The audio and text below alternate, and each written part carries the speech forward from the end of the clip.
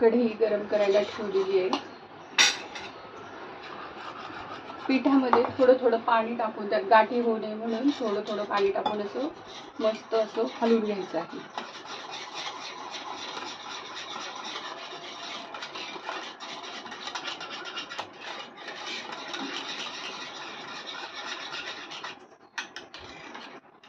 पूर्ण असं हलवून घ्यायचं की त्यात त्या पिठाच्या गाठी राहू दे. गाठी राहिल्या तर ते तसंच पीठ पीठ राहतं.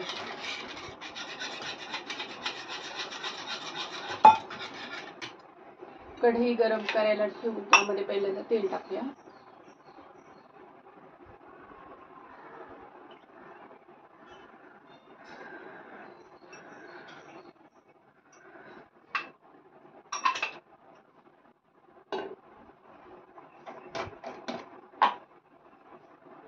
पिठामध्येच थोडंसं मीठ टाकून घेऊया.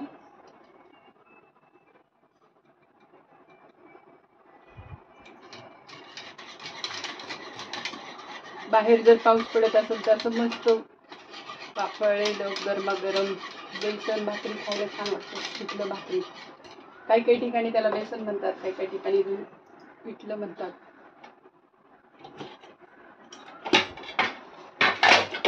कढई गरम झालेली आहे.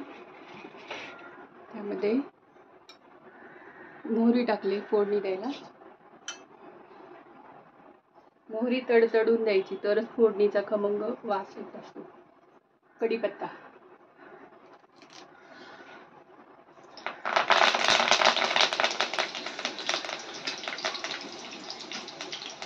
हिरवी मिरची चिरून घेतली,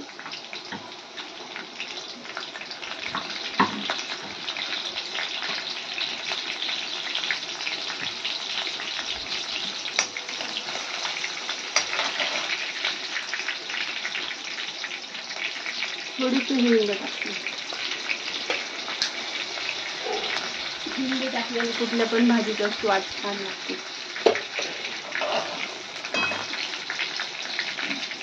मिरच्या परतून कांदा टाकायचा. कांदा बारीक चिरून घ्यायचा. एक कांदा मध्यम आकाराचा.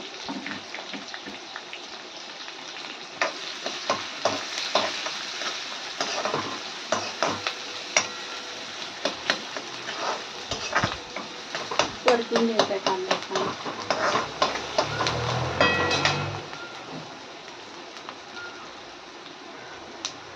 थोडंसं नावाला थोडंसं मीठ टाकायचं म्हणजे ते कांदा लवकर परतून.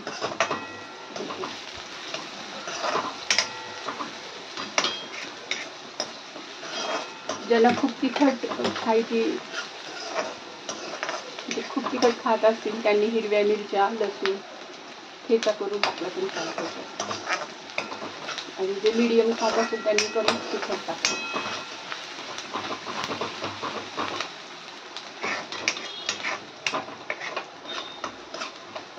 व्यवस्थित परतून घ्यायचा कांदा.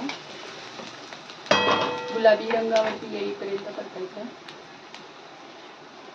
त्याच्यामध्ये थोडीशी हळद टाकायची.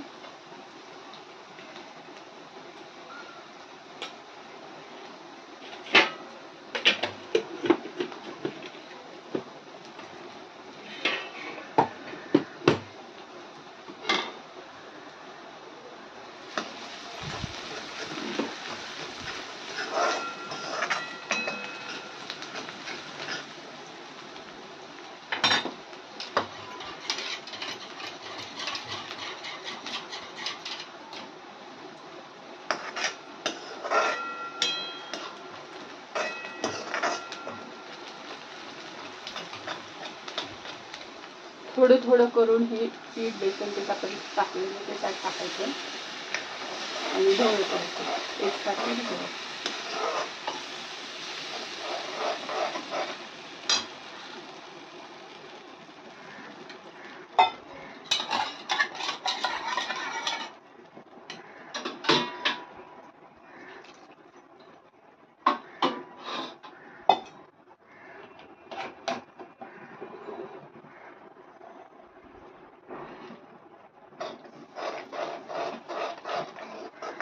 हलवायचं. ह्याला एक उकळी येऊ द्यायची. उकळी आल्यावरती ते शिजतं.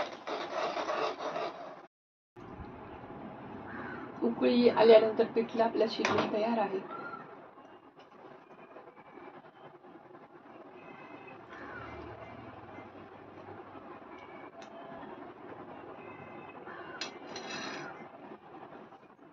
त्यावर थोडीशी कोथिंबीर टाकायची.